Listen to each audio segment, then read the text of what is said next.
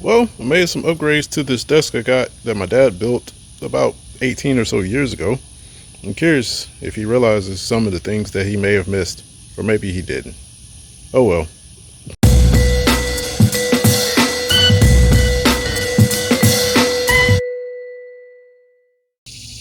Today, I'll be working on this desk that my dad built probably about 18 or so years ago.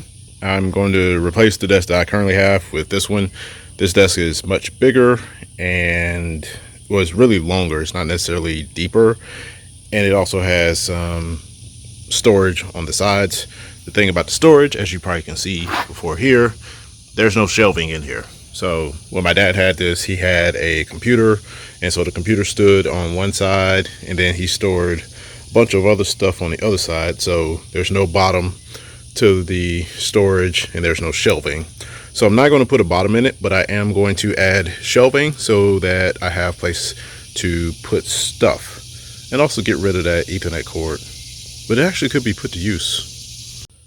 I also have this bookcase that my dad had started building, but I don't think he actually ever finished it. And so it was just laying kind of like how you see it now in his house. And so we're going to actually disassemble this. And I've already done some measurements. The width of this plywood is the same width as the gap here, or close to. So I'm going to basically break that down and use that as shelving for this. And we also got some, looks like some what was intended to be shelf brackets. So I may actually use those. If not, there's some 2x2 material here that I will use as shelf railing for the desk. And this is the top of that desk. It was actually like a two-part. So this was shelving above the desk, and then that was the actual desk. I'm not going to use the shelving in this particular setup. So let's get to disassembling this and start cutting some measurements out. So here's the reason why you should glue your wood. So I just took this rubber mallet. Now mind you, this is the bookshelf that my dad never finished. But I took this rubber mallet and banged on it several times, and the fasteners came apart. Now had this been glued together, it wouldn't have been able to come apart. But since it did come apart, now I can take these 2x2s and use them for shelving and go from there.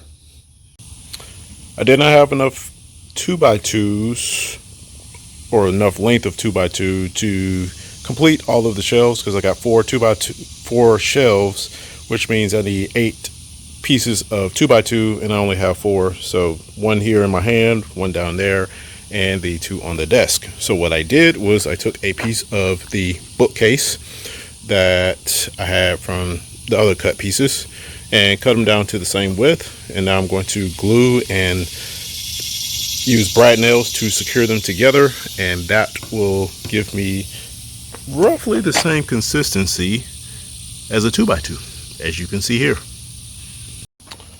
So I just realized that the front part of the desk is not actually secured in any shape, form, or fashion, as you can kind of see a little bit there. So what I'm going to attempt to do is to use this Kreg jig to make some pocket hole screws in this vertical section to secure the top section, which is the horizontal, to there, and so that it is secured. And you can kind of see the same over here. You see a little gap all the way through. It's not secured, but there are 2 screws here and there. I didn't want to put more screws on the end of it, especially in the middle of the surface, so I'm going to use these pocket screws instead.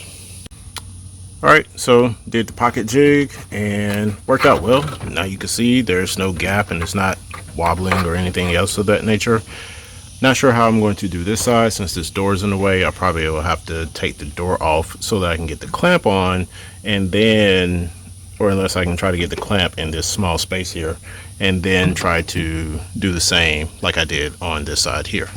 So I had just enough room in here to get this in. And I want to also share about, so this Kreg jig is actually backwards. So these notches here on the gray portions are actually supposed to go over the end of the wood. And so I flipped them around, if I can get in there better. I flipped them around so that the you can put it flush up against the wood. And now that I'm thinking about it, I probably need to adjust this a little bit more, but they're there so that you can still measure the appropriate distance from the end of the wood that you're attaching to. So this wood here, the top piece, and put that make sure that appropriate spacing is still there. And with that gap is now closed up. I probably could tighten it down a little bit more to fully close it, but there's a slight bow in the wood, so that may not be possible. So now I have pocket jig holes on both sides. I'm going to do the same thing on the other storage side of the desk, that over there.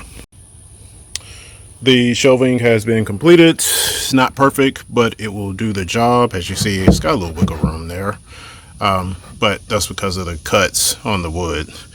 So you have a top shelf as well as a bottom shelf, and the way I did it, so you have just these two here that hold the top shelf. I should have cut them longer, but I didn't. There you have the bottom here that goes all the way. I figured the heavier stuff would be at the bottom, which is what you're supposed to do anyway. So that's why the bottoms are the beefier wood.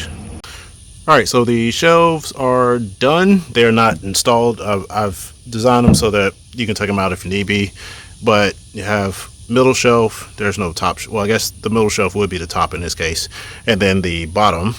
And so without the shelving, this is what it looks like. So you just have the 2x2s that I cut down here at the bottom, and then those other pieces in the middle. And you're probably asking, well, why didn't I cut them the full length? And the reason being is because I cut them on the end instead of the longer way. Not really too concerned about it. If it becomes an issue, I can put like a backstop or something in there. And having that backstop in there will stop it from the shelf from rocking or anything of that nature. I also need to secure the back of the desk here with some brad nails. It's just shooting them in the verticals here and on the ends here, and the same thing on the other side, and that way that back won't wobble like it was doing before. And also clean out those spider webs. Yee. But that will wrap things up for this video. Any comments or questions, drop those down below. Until next time, please be sure to like this video and also subscribe. Peace out.